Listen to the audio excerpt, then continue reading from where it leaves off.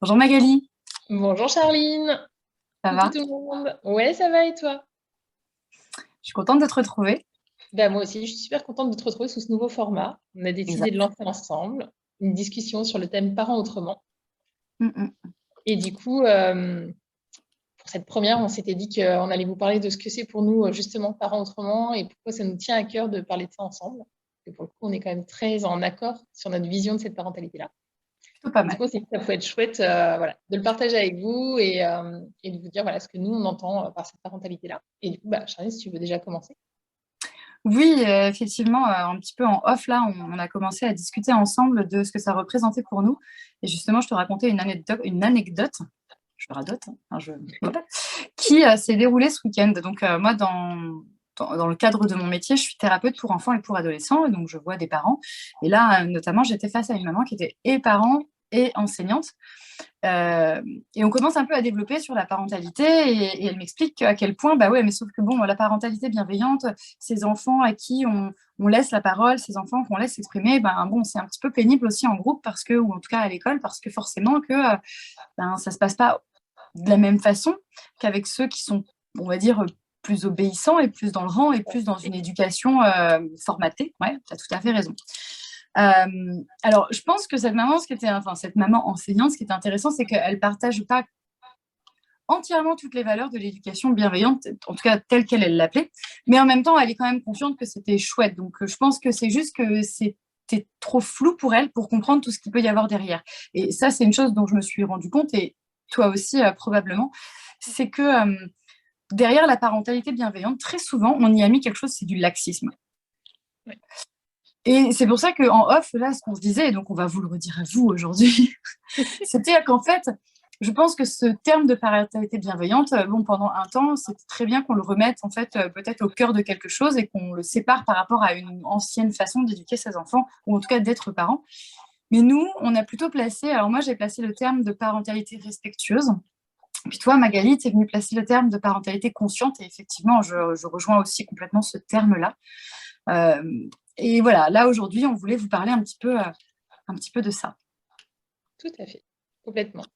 Mais je pense, pour rebondir sur ce que tu disais, que on est allé sur la parentalité bienveillante, je pense qu'on a aussi eu besoin de toucher les extrêmes. Quand on sort Oui, d'un système qui fonctionne depuis longtemps, on a besoin d'explorer le suivant un peu en allant à l'extrême, et c'est ensuite en retrouvant un juste milieu que les choses bien petit à sûr. petit vont se mettre en place. Et c'est vrai que moi, c'est vrai que le terme aujourd'hui de parentalité consciente me parle bien, parce que je trouve, c'est ce que je te disais aussi tout à l'heure, du coup, puisqu'on a beaucoup commencé en off, et puis on s'est dit que ça serait quand même bien de le partager avec vous, Pourquoi on c'est filme que pas maintenant?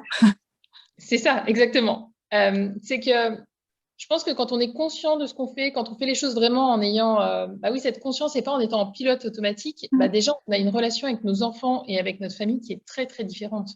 Quand on sait pourquoi on fait les choses, qu'on ne le fait pas juste parce qu'il faut répondre aux injonctions de la société ou c'est bon, aux injonctions de la société ou à toute l'éducation que nous, on a pu recevoir, ou à toutes ces choses-là qui nous mettent la pression, quand on reprend son pouvoir, et on en revient souvent à ça, hein, et qu'on est conscient de ce qu'on fait dans notre quotidien, bah, je pense que c'est ça pour moi une parentalité consciente. C'est vraiment de faire les choses volontairement, en ayant Ben, vraiment fait un choix. oui, Ouais. tu sais, souvent, ça me fait exactement penser à ça. Très souvent, alors je l'ai fait aussi bien pour moi, mais en fait, j'invite aussi les parents de mes petits clients en fait, à se poser la question parfois. Mais je le fais également pour moi et avec mon mari, c'est une question qui revient souvent quand on est face à quelque chose où on a, on va dire, envie de dire non à notre enfant. C'est de se dire, OK, pourquoi je lui dis non? Est-ce que je lui dis non parce que réellement ça le met en danger ou parce que réellement moi j'ai peur et en fait j'ai quand même le droit d'avoir peur, même si après ça m'appartient et que ce sera nécessaire de travailler, il n'empêche que ça peut être ça. Ou est-ce que je dis non parce que finalement, jusqu'au plus loin que je me rappelle, moi on me disait non, donc en fait c'est non, quoi. Ouais. Oui. Et ça, notamment même sur le petit déjeuner. Je me souviens une fois au petit déjeuner, ma fille, elle voulait du chocolat, des pépites de chocolat. Tu sais, j'avais ouvert le placard à la pâtisserie et il y avait des pépites de chocolat. Et elle me dit, je veux des pépites de chocolat. Je dis, mais bah non, en fait, je mange pas des pépites de chocolat au petit déjeuner. Et puis tout d'un coup, je m'arrête dans ma tête un peu et je me dis, en même temps, là, qu'est-ce que j'allais faire? J'allais faire une tartine de pâte à tartiner. Bah, grosso modo, c'est la même chose. En fait, Ouais. pourquoi pas lui donner des pépites de chocolat? Enfin, je veux dire, c'était soit je lui filais du granola ou un fruit, et effectivement, c'est pas pareil, et pourquoi pas. Mais Ouais. autant là, en fait, ça va bien se passer, quoi, tu vois. Ouais, mais c'est ça. Et oui, et en fait, c'est vraiment de se remettre, et c'est tout comme, là, en ce moment, je suis en train de revenir là-dessus. Alors, on nous a appris et inculqué, tu sais, depuis toujours, ça tourne toujours autour des repas, mais voilà, avoir ces 3 repas par jour, voilà, on mange comme ci, comme ça. Alors, ok, sur le papier, oui, et probablement que pour notre corps, ça peut être bon aussi parce qu'on a besoin de ces temps de digestion. Enfin, il y a différentes choses. Mais moi, je vois le soir, quand je les récupère après l'école, très souvent, ils vont pas goûter tout de suite, et pourtant, je leur propose, tu vois, mais ils vont un peu après se mettre à goûter en continu, tu sais, jusqu'au moment du repas. Et mon mari, des fois, me dit, non, mais attends, ils vont rien manger à table. Bah non, mais ils ont mangé avant. Et puis après, ça dépend de ce qu'on leur donne. Oui, mais Moi, je sais carrément. que mes enfants, euh, ils kiffent le concombre. C'est un truc de ouf. Dès que c'est l'été, il faut absolument que j'en ai dans le frigo. Et C'est le donc, à la même. limite, qui grignotent du concombre à 18h, tu vois, et qu'après, ils mangent moins au repas, Ouais, c'est je OK. suis pas sûre que ce soit très, très grave en vrai. Ouais. Mais Non, tu puis vois, j'ai dû me poser ces questions. mais surtout, je pense que ce qui est important, et effectivement, comme tu le dis, c'est important sur ce qu'on leur donne à manger, mais quand c'est quelque chose qui leur fait pas de mal, en fait, les enfants, ils sont encore très connectés aux besoins de leur corps. Ils n'ont pas encore toutes ces Exact. injonctions que nous, on a de se dire, ah ben non, il est 10 heures du matin, je suis affamée. En fait, non, à 10 heures, je mange pas. Parce que si je mange à 10 heures, je vais prendre du poids, ou c'est pas bien, ou faut pas faire ci, faut pas faire Mm, ça. Alors qu'on mangerait un fruit à 10 heures, qu'on mangerait pas, par exemple, au repas de midi, parce que bah, ça fait peut-être trop à la fin du repas, ça serait OK, en fait. Mais tellement. on a besoin aujourd'hui, je pense, beaucoup de remettre en cause toutes ces façons d'agir. Tu vois, il n'y a pas Mm. très longtemps, moi, mon fils, il est dans une école alternative sur la pédagogie Steiner. Et il y a quelques temps, enfin, il y a 15 jours, on était avec d'autres mamans, on discutait dehors et il y avait une immense flaque d'eau là où on était. Et en fait, il y avait donc moi, ma fille qui a 2 ans, et puis les 2 plus grandes de mes amies. Elles étaient toutes les 3 en train de sauter joyeusement dans la boue. Enfin, il y en avait de partout. Elles étaient mortes de rire. Elles s'éclataient. C'était vraiment le plaisir complet, quoi. Et on s'est fait la remarque, en fait. On s'est dit, non, mais heureusement qu'on est à Steiner, en fait, parce qu'on serait dans une autre école. Je pense qu'on nous aurait un peu regardé de travers, en fait, avec nos gamins qui sautent dans la boue, qui sont. Enfin, vraiment, c'était le plaisir total, hein. Et c'est ça aussi. Enfin, en quoi Mm. ça fait du mal de leur interdire ça? Enfin, pour le coup, Alors, je franchement, vais te ils étaient dire, morts de rire. je serai même la première à y aller. Clairement, Mais j'adore sauter dans les flaques. Euh, après, tu vois, voilà, la question, c'est toujours de se poser, si je dis non, pourquoi je dis non? Et peut-être qu'il c'est peut y ça. avoir un temps. Enfin, tu vois, clairement, je pense que il est très fort probable que j'empêcherai ma fille de sauter dans une flaque à 8 heures du matin, juste avant d'aller à l'école, sachant J'allais que j'ai pas dire. le temps de la changer et qu'elle va potentiellement rester humide toute la journée. Parce que Ouais. là, pour elle, pour son bien-être, parce que clairement, se sentir humide dans ses fringues, c'est désagréable. Ouais. Être dans des fringues qui ne sont pas les siennes non plus. Donc, si Ouais. tant qu'à faire, on n'a pas à nous changer, c'est bien aussi. Ouais. Mais voilà, il y a des circonstances. Mais c'est toujours pareil. L'idée, c'est C'est après ça. aussi d'expliquer. Il est très probable que sur le moment, notamment des petits-enfants, ils ne vont pas forcément comprendre. Mais ça vaut le coup quand même de se baisser à leur niveau et de leur expliquer. Et au fur et à mesure, c'est ça qui se passe. Tu sais, moi, souvent, j'explique aux parents que choisir ce type de parentalité, c'est accepter que les choses qu'on ne voit pas les choses dans l'instant. C'est une parentalité à long terme. C'est-à-dire que nos enfants, on leur inculque vraiment des choses où on va pouvoir voir le résultat de tout ça dans plusieurs années. Et parfois, Ouais. c'est frustrant parce que bien sûr que moi, la première, je reste pleinement humaine. Puis même si mes parents, ma mère en particulier, ont été globalement de très bons parents, il n'empêche que ça reste une éducation à l'ancienne qui fait que il y avait quand même ce principe de règle établie, d'obéissance et plutôt dans l'instantané. Et que là, c'est aussi accepter que dans l'instantané, l'enfant ne va pas comprendre, mais parce que tu vas toujours lui reproposer le même cadre et la même règle, et notamment même dans ses réflexions, en fait, c'est une parentalité consciente pour nous, mais aussi en conscience pour l'enfant dans ses actes. Et je trouve que ça le place au cœur de sa responsabilité à lui-même par rapport à Oui. tous ses actes. Oui. Sauf que ça, c'est vraiment accepter de se dire, il y a des choses, oui, il ne va pas se mettre tout de suite là à nous obéir. Non. C'est ça. Si c'est Et ça c'est là qu'on où veut, accepter en conscience de revenir à une autre parentalité. c'est ça. Mais c'est ça. Et c'est d'avoir toujours une logique dans ce qu'on fait, en fait. C'est là où ça peut devenir compliqué pour un enfant. Et je pense que c'est peut-être ça aussi qui a amené cette dérive sur la parentalité bienveillante, où les gens associent ça tout de suite à du laxisme, au fait que c'est un enfant roi qui fait ce qu'il veut. Mais c'est pas vrai, en fait, hein. Quand tu l'utilises, si on reste sur le terme de parentalité bienveillante, c'est avoir un cadre, justement. Mm. Un cadre qui est plus ou moins large, mais surtout, c'est plutôt que d'avoir des décisions qui sont complètement arbitraires parce qu'elles répondent aux besoins de la société, avoir un cadre qui répond à nos besoins à nous, à notre envie à nous et à ce qu'on a envie de transmettre à notre enfant et à ce qui, pour nous, semble être le mieux pour lui. Parce qu'après, voilà, comme je disais tout à l'heure, moi, c'est vrai que ça me posait aucun problème que ma fille saute dans les flaques. Alors, effectivement, c'était la fin de la matinée d'école, donc il n'y avait pas de souci. Bon, en l'occurrence, elle ne va pas encore à l'école. Et mon fils, par exemple, lui, n'avait pas du tout envie. En fait, il était avec nous et lui, il n'avait pas du tout envie d'aller sauter dans les flaques et c'était OK aussi. Mais s'il y a pour une maman, c'est vraiment un truc qui pose un vrai problème, c'est aussi OK de dire non, du moment qu'il y a une bonne raison à fournir aussi à l'enfant. Je pense que c'est pas juste dire Oui, ah bah faut c'est bien quand on est parent bienveillant ou parent conscient ou le terme qu'on veut mettre derrière, c'est bien de laisser ses enfants sauter dans les flaques. Mais si au fond de nous, c'est pas du tout en accord avec qui on est, bah, c'est aussi bien en fait de dire non tout en donnant à l'enfant une explication claire, quoi. Je pense que c'est complètement. aussi ça en fait. Et c'est là où justement on revient sur ce terme que tu as employé de parentalité consciente. C'est-à-dire qu'avoir conscience de pourquoi moi, je fais le choix de dire non, ce n'est pas possible dans ma représentation du monde avec mes enfants de faire ça. C'est ça. Mais c'est pas juste un non parce que moi, quand j'étais gamin, on me disait non et donc non, on ne saute pas dans les flaques. Enfin, avec pas vraiment d'argumentaire derrière. Après, l'argumentaire, il est ce qu'il est et effectivement, il y en a certains. Voilà, moi, j'ai une amie par exemple qui est très dans une dans une parentalité consciente, mais effectivement, on n'a pas le même rapport à certaines choses, notamment chez eux, ils se lavent les mains 1000 fois. Enfin, il y a plein de choses et j'adore, mais c'est vrai que des fois, voilà, moi, mes enfants, il y a des fois, je leur relave pas forcément les mains. Il y a des moments importants, en fait, auxquels, mais il y a des trucs où c'est pas grave, en fait.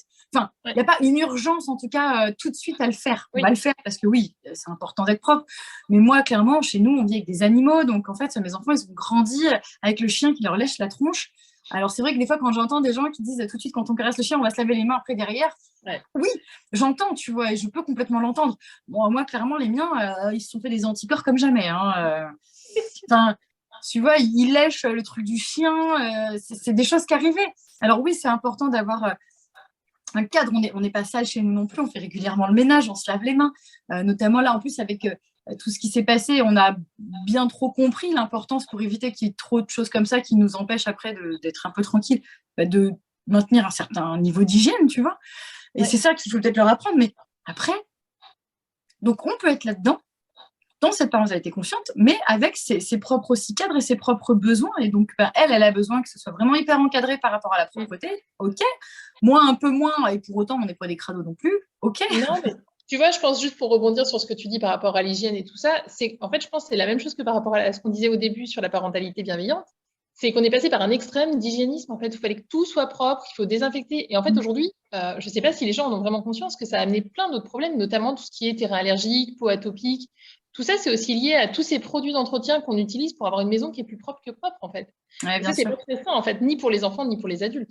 Je Non, ne vais ça, pas c'est sortir clair. du débat du parent autrement, mais juste pour faire une parenthèse là-dessus, c'est quand même super important de comprendre aussi que nos enfants, ils ont besoin d'être exposés aux Oui. anticorps, aux bactéries et tout ça pour fabriquer justement leurs anticorps et que ça passe par ça. Et c'est ça la meilleure protection pour l'enfant, en fait. Ouais. Et Vraiment, et tout rappelez-vous. ce que l'enfant. Pardon, vas-y. Non, vas-y, je t'en prie, finis.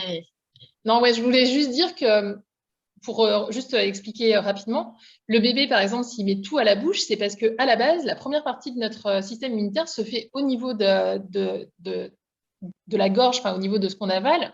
Et c'est à ce niveau-là qu'on est mis en contact avec les bactéries et que notre corps, ou les virus, hein, et que notre corps est capable de fabriquer des anticorps. Et c'est ça le meilleur système qu'on peut avoir sur notre corps. Et c'est pour ça que l'enfant a pour réflexe de tout mettre à la bouche, c'est parce que ça permet à son corps de tester et de créer sa bibliothèque, en fait.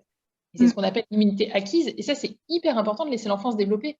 Et si l'environnement dans lequel il est, c'est un environnement hyper propre, où il y a zéro bactérie, où par contre il est en contact avec de la javel ou avec tous ces produits-là, bah là on vient abîmer et sa flore interne à lui, la flore cutanée ou la flore intestinale. Et ça derrière, c'est des enfants qui ont des tas de problèmes, que ce soit des allergies, que ce soit des problèmes de peau, enfin voilà, ça a plein d'autres En tout conséquences. cas, ça leur permet pas de créer des défenses immunitaires bétonnées, quoi. Mais et au-delà de ça, ça abîme leur immunité. En plus. Et je sais pas toi de quel monsieur, on est à peu près de la même génération, mais moi j'étais de la team faisons du sable doux avec le sable du quartier où tous les chats ont pissé dedans et léchons-nous bien les mains derrière en mangeant nos petits lus, quoi, tu vois.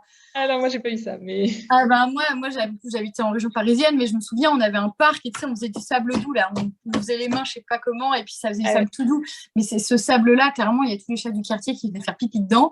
Et puis on était tous comme ça au goûter parce qu'on habitait dans une résidence et qu'on n'allait pas remonter, tu vois, dans nos apparts, ça se lavait les mains, quoi.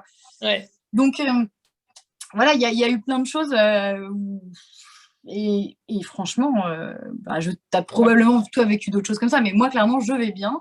Mon système immunitaire est plutôt pas mal parce que je suis très, très rarement malade. Alors après, j'ai une autre aussi approche des maladies et de la santé, mais en tout cas, il n'empêche que voilà. Pour ça, c'était la petite parenthèse hygiène et maladie. Exactement. Il n'empêche que voilà, on voulait aujourd'hui, au travers cette première vidéo, cette première prise de, je sais pas comment on pourrait dire, de contact avec vous, vous expliquer un petit peu comment on va mener les choses. Et on a défini ici aujourd'hui les termes de parentalité consciente, parentalité respectueuse, tel qu'on le voit. Et je crois qu'on s'était mis d'accord là-dessus et je pense que c'est toujours OK pour toi. L'idée, c'est qu'on vienne vous apporter peut-être des fois des situations un peu même de vie quotidienne avec nos enfants, qu'on rencontre des difficultés et comment on a soit basculé ou à quel moment on a pu basculer, qu'est-ce qui nous a aidé, quel a été un peu notre phare dans tout ça. Parce que peut-être que toi, tu l'as constaté, moi, je l'ai constaté, puis mon mari m'a plein de fois fait cette réflexion-là, de me dire, OK, alors c'est bien, d'accord, il faut plus faire comme ça, il faut faire comme ça, mais en fait, on nous dit pas comment faire. Ouais. On nous dit ça, il faut plus le faire, ça, c'est pas bien, ça abîme le cerveau de l'enfant, ça. Mais concrètement, dans la vraie vie, en fait, avec nous aussi, nos émotions, notre fatigue, notre vie et notre éducation, qu'est-ce qu'on fait et comment on peut faire? Mais c'est ça. Et c'est ce qui manque le plus. Mais complètement, je trouve qu'on est dans une époque où il y a beaucoup d'injonctions. Il ne faut pas que les enfants regardent la télé, il ne faut pas que les enfants fassent ci, il faut qu'ils fassent ça. Et il ne faut pas que les mamans soient en colère parce que c'est pas bien. Il faut être une mère parfaite. Il faut travailler, il faut aller chercher le midi à l'école, leur faire tous les gâteaux du goûter. C'est ça, moi, ce que j'appelle le syndrome de la mère parfaite. Ouais. C'est ça. Mais c'est ça, et faire attention à l'alimentation et que ne jamais se mettre en colère. Être tout le temps douce. La violence aujourd'hui dont on entend parler. Toutes ces choses qu'on fait à nos enfants et qui amènent de la violence, je pense qu'il faut vraiment ramener tout ça dans une modération, en fait. Je pense qu'on est vraiment... je pense qu'on est un peu en train d'en sortir, mais dans un extrême où il faut... il y a des choses, effectivement, c'est sûr, quand on se met en colère, c'est pas l'idéal pour un enfant, mais ça va pas non plus le briser en mille morceaux, en fait. Je pense que c'est comme tout, en fait. À un moment donné, il faut ramener les choses dans leur justesse et il faut bien comprendre qu'un enfant qui vivrait dans un univers, encore une fois, aseptisé, et pas forcément qu'au niveau de l'hygiène, mais aussi au niveau de la parentalité, avec des parents parfaits, qui se mettraient jamais en colère, qui auraient toujours la bonne réponse, on leur mettrait une pression d'enfer à ces gamins. Comment ils pourraient se permettre, eux, de faire des erreurs si leurs parents n'en font jamais? Et si leurs parents ne leur apprennent pas à s'excuser? Parce que être dans une parentalité consciente, pour moi, c'est ça le plus important, en fait. Moi, ça m'arrive de me mettre en colère avec mes enfants. Bah, je m'excuse, en fait. Et si on gardait ça pour un épisode? Parce que ça, je pense que ça pourrait être un bon épisode, tu vois, justement. Parce que, bon, clairement, hein, là, moi, la première, tu sais, j'aurais tendance à vouloir tout vous déballer aujourd'hui. On finit ce soir à 17h cet entretien. Mais en vrai, je pense qu'on a tellement de matière et effectivement, ce que tu dis est hyper important. Et ça, c'est quelque chose aussi que moi, j'ai appris à faire, que je n'avais pas reçu, que j'ai en tout cas reçu tard, très tard.